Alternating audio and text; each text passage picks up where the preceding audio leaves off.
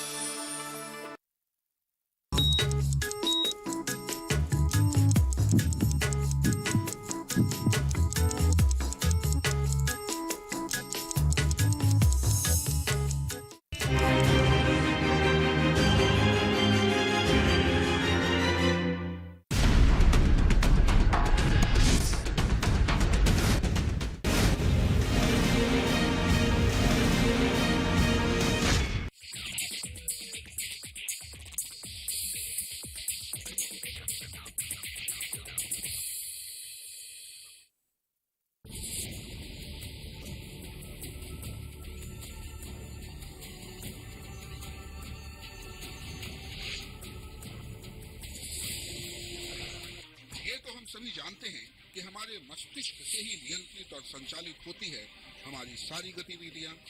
मस्तिष्क और कोशिकाओं के बीच चमकती हुई इस विद्युत तरंगों को आप गौर से देखिए। जी हाँ, मस्तिष्क का काम न्यूरॉन्स यानी तंत्रिका के सिग्नल पर निर्भर करता है। यदि केवल तेजी से स्मृतियां बनाता है, बल्कि हमारी याददाश्त को भी बनाए रखता है। इन्हीं तरंगों के कारण तो हम कोई काम कर पाते हैं, फिर चाहे वो कंप्यूटर पर दिमाग खपाने की बात हो या खेत खलियानों में शारीरिक श्रम करने की बात। पर जब कभी मस्तिष्क के अंदर विद्युत यानी करंट का प्रवाह बढ़ जाता है, तब व्यक्ति का संपर्क उसके आसपास के वातावरण से बिल्कुल टूट सा जाता है और कुछ मिनटों में ही उसे मिर्गी का दौरा पड़ जाता है। जी हाँ, मिर्गी यानी अपस्मार यानी एपिलेप्सी में जो कुछ होता है वो होता है अचानक और बहुत जल्द।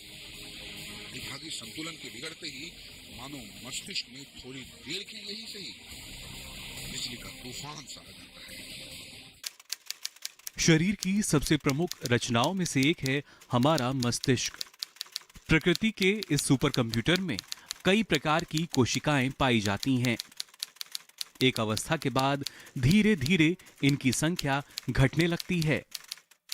इसी कारण वृद्धावस्था में बुद्धि की कमी और व्यवहार में परिवर्तन नजर आता है।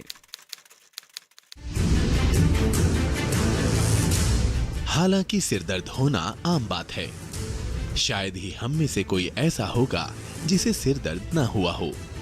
छोटी छोटी बातों पर तनाव, उस पर काम का बोझ, और यदि बात करें बात बात में टेंशन की, तो एक दूसरे से आगे बढ़ने की होड़, अवसरों की छीना झपटी और बढ़ती हुई आवश्यकताएं मानसिक तनाव का कारण बनती हैं।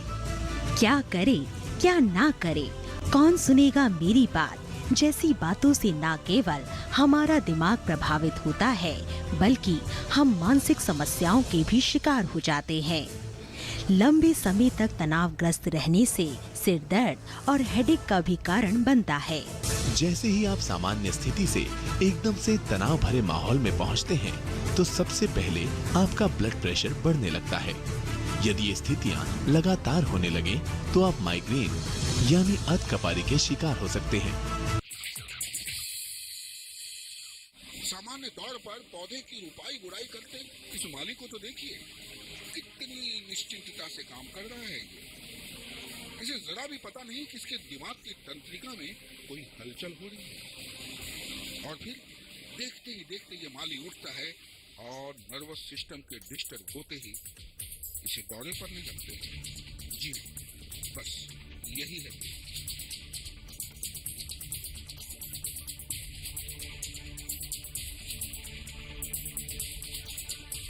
लोग कहते हैं कि जिसको सिर है उनको तो सिर दर्द होगा ही, and this is a commonest complaint जो ह्यूमन मैनकाइंड का होता है, वो है हेडेक या सिर दर्द।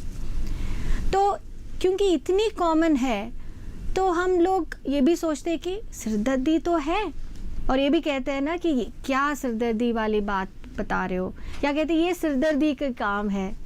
तो ये आमतौर पे जुड़ जाता है कि लाइफस्टाइल में, हमारे ज़िंदगी में, कि ये कंप्लेंट हो सकता है।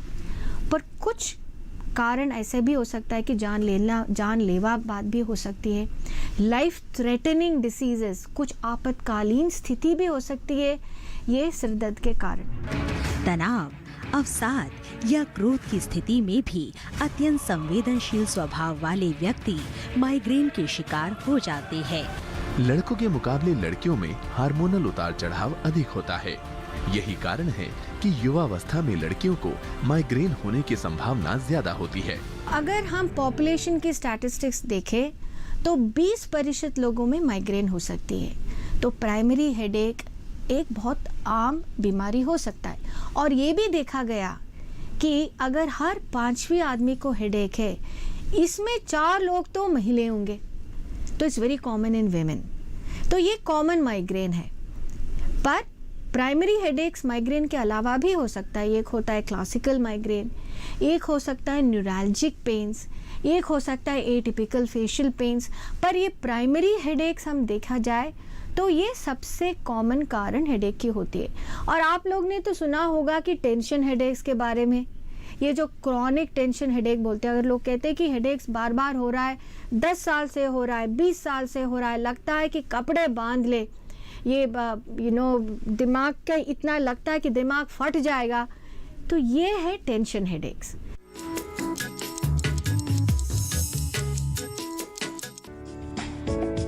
ये कामयाबी है अन्नदाता की। ये कहानी है खेत और खलिहानों की। कैसे करें अपने पशुओं की देखभाल, जानिए गांव-गांव के किसानों का हाल। देखिए गांव किसान, सोमवार से शुक्रवार दोपहर 12 बजे सिर्फ डीडी किसान पर।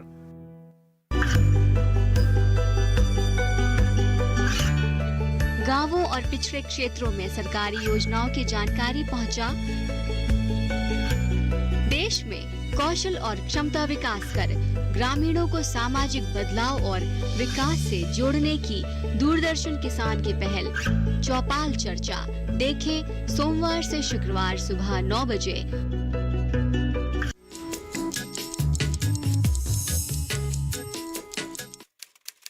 बार बार हल्का और तेज दर्द होना माइग्रेन के लक्षण होते हैं। इससे सिर में असहनीय रूप से तेज दर्द होता है और मस्तिष्क के एक हिस्से में कंपन का अनुभव होता है। लगातार होने वाले सिर दर्द को नजरअंदाज ना करें, क्योंकि ये माइग्रेन का कारण भी हो सकता है।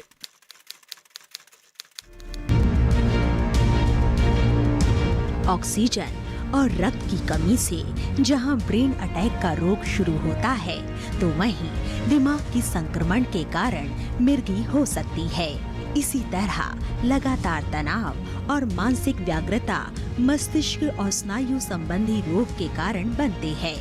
ब्रेन स्ट्रोक या मस्तिष्क का पक्षाघात एक बहुत जानलेवा समस्या है, जिसमें जैसे हार्ट अटैक होता है उसी तरह से इसमें भी दिमाग की मस्तिष्क की कोशिकाओं में रक्त का प्रभाव कम हो जाता है और उसके कारण उसमें ऑक्सीजन की सप्लाई भी कम हो जाती है। मिर्गी के दौरे 2 प्रकार के होते हैं। एक तो वो जो समूचे शरीर में महसूस किया जाता है, इसमें मस्तिष्क के दोनों हिस्सों में संक्रमण होता है। दूसरा वो दौरा है जो दिमाग के एक हिस्से को प्रभावित करता है। तेजी से दांत चबाने व निगलने, मुट्ठियां भींचने जैसी क्रियाएं आरंभ हो जाती हैं। अक्सर तेज बुखार में भी रोगी को दौरा पड़ जाता है। ये अधिकांश 6 महीने से 5 साल तक की उम्र के बच्चों में होता है। गौरतलब है कि 75% ब्रेन अटैक रक्त के न पहुंचने से होता है। मस्तिष्क की छोटी धमनियों में रक्त के जम जाने से 1 या 2 धमनियां फट सकती हैं। लोग हार्ट अटैक के बारे में ज़्यादा जानते हैं, उनको ये नहीं पता आजकल ये ब्रेन स्ट्रोक का भी उसी तरह से है और इसमें किसी उम्र का कोई लिमिटेशन नहीं है। बोलने में परेशानी, शरीर के एक हिस्से में लकवा, सिर दर्द, देखने में परेशानी आदि इसके लक्षण है। अधिकांश ब्रेन अटैक मधुमेह, हाइपरटेंशन के मरीजों या सिगरेट सेवन करने वालों को होते हैं। अक्सर लोग डिमेंशिया को सिर्फ एक भूलने की बीमारी के नाम से जानते हैं। वो सोचते हैं कि याददाश्त की समस्या ही डिमेंशिया का एकमात्र या प्रमुख लक्षण है, पर याददाश्त की समस्या तो डिमेंशिया के लक्षणों में से सिर्फ एक है। अगर हम पॉपुलेशन की स्टैटिस्टिक्स देखें तो 20% लोगों में माइग्रेन हो सकती है। तो प्राइमरी हेडेक एक बहुत आम बीमारी हो सकता है, और ये भी देखा गया कि अगर हर 5वें आदमी को हेडेक है, इसमें 4 लोग तो महिलाएं होंगे। तो it's very common in women. तो ये कॉमन माइग्रेन है। पर प्राइमरी हेडेक्स माइग्रेन के अलावा भी हो सकता है। एक होता है क्लासिकल माइग्रेन, एक हो सकता है न्यूरैल्जिक पेन्स, एक हो सकता है एटिपिकल फेशियल पेन्स। पर ये प्राइमरी हेडेक्स हम देखा जाए तो ये सबसे कॉमन कारण हेडेक की होती है। और आप लोग ने तो सुना होगा कि टेंशन हेडेक्स के बारे में, ये जो क्रॉनिक टेंशन हेडेक बोलते हैं। अगर लोग कहते हैं कि हेडेक्स बार बार हो रहा है, 10 साल से हो रहा है, 20 साल से हो रहा है, लगता है कि कपड़े बांध ले, ये दिमाग का इतना लगता है कि दिमाग फट जाएगा, तो ये है टेंशन हेडेक्स। तो कई बार ऐसा होता है कि जो पहले शुरुआत में जैसे 10 साल की उम्र में, 15 साल की उम्र में माइग्रेन शुरुआत हो गए, बाद में 40 साल की उम्र में, 50 साल की उम्र में ये ज़िंदगी के दौरान जो टेंशन्स होते जाते हैं वो बदल भी जाते, क्रॉनिक टेंशन हेडेक्स हो जाते हैं। इंडियन एपिलेप्सी एसोसिएशन के चौंकाने वाले आंकड़े बताते हैं कि भारत में मिर्गी के मरीजों की संख्या लगभग 2 करोड़ है, जबकि 70% आबादी केवल गांव में है। लेकिन ग्रामीण क्षेत्रों में आज भी जहां कुछ लोग मिर्गी को ऊपरी साया वगैरह मानते हैं और बाबाओं के चक्कर काटते रहते हैं, तो कुछ लोग पीड़ित को जूता वगैरह सुनाने लगते हैं। बता दें, दोनों ही स्थिति मरीज के लिए काफी खतरनाक है। जी हाँ, आज के आधुनिक युग में, मॉडर्न साइंस में इनका कोई स्थान नहीं है। एक बात याद रखिए, तेज बुखार या दिमाग पर जोर पड़ने से मिर्गी नहीं होती।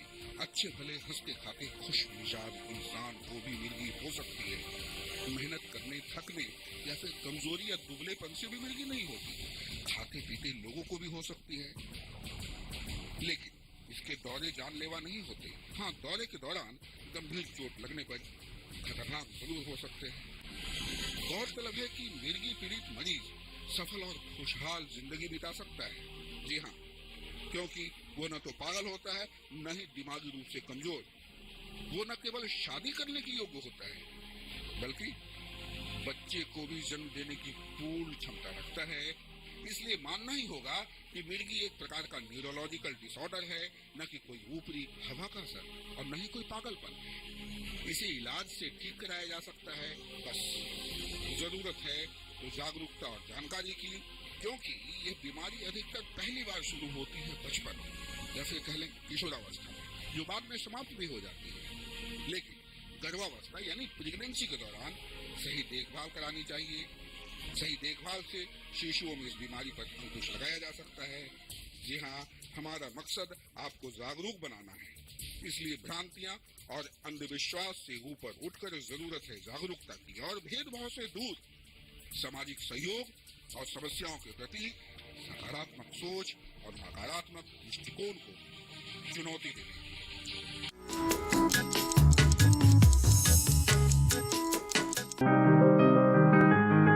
बीमारियों से कैसे बचेगी फसल? मवेशियों की मुश्किलों का क्या है हल? कहां से लाएं बीज, कितनी लगेगी खाद? किसानों के हर फोन का विशेषज्ञ देंगे जवाब। देखिए हेलो किसान लाइव सोमवार से शुक्रवार शाम 6 बजे।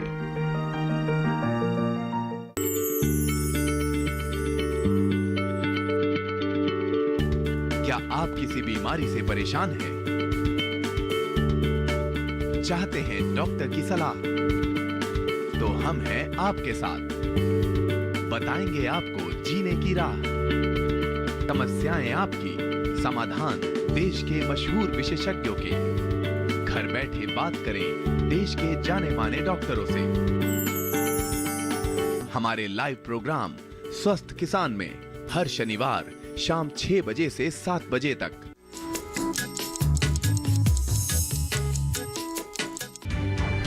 पार्किंसन एक ऐसा विकार है जिसके होने से आपकी दिनचर्या प्रभावित होने लगती है। महिलाओं के मुकाबले पुरुषों को ये निशाना अधिक बनाती है। हालांकि ये बड़ी उम्र के लोगों को होता है, पर ये कम उम्र में भी हो सकता है।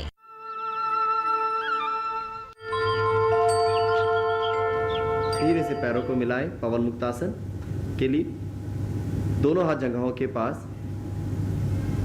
दोनों पैरों को धीरे धीरे 90 डिग्री कोण तक उठाएं। घुटने मोड़ते हुए सीने के पास लाएं और धीरे से दोनों हाथों की उंगलियां फंसाते हुए पैरों को पकड़ लें। श्वास छोड़ते हुए धीरे धीरे गर्दन उठाएं और ठुड्डी वाले भाग को घुटनों के बीच लगाएं।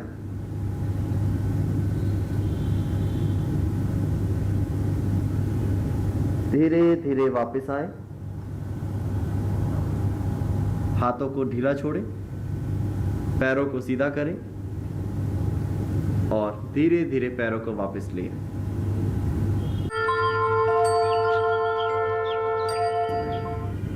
कपालभाति क्रिया। धीरे से पद्मासन में आए और जिनसे पद्मासन ना हो वह अर्ध पद्मासन का अभ्यास कर सकते हैं या सुखासन। कपालभाति क्रिया के लिए दोनों हाथों की ज्ञान मुद्रा धारण करें। निरंतर लगातार श्वास छोड़ने की प्रक्रिया kapalbhati, active acceleration, passive inhalation. आंखों को कोमलता से बंद करें और 1 सेकंड 1 स्ट्रोक के साथ कपालभाति का अभ्यास आरंभ करें।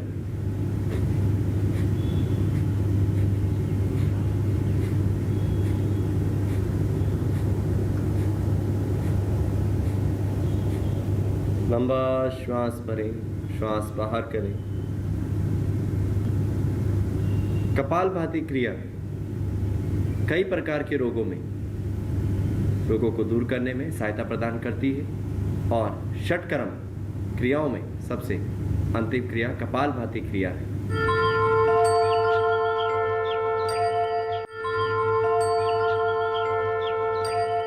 सांस संबंधित विकार हो, चाहे कमर दर्द से संबंधित विकार हो, थायराइड रिलेटेड परेशानियों में भी अर्ध चक्रासन लाभदायक है।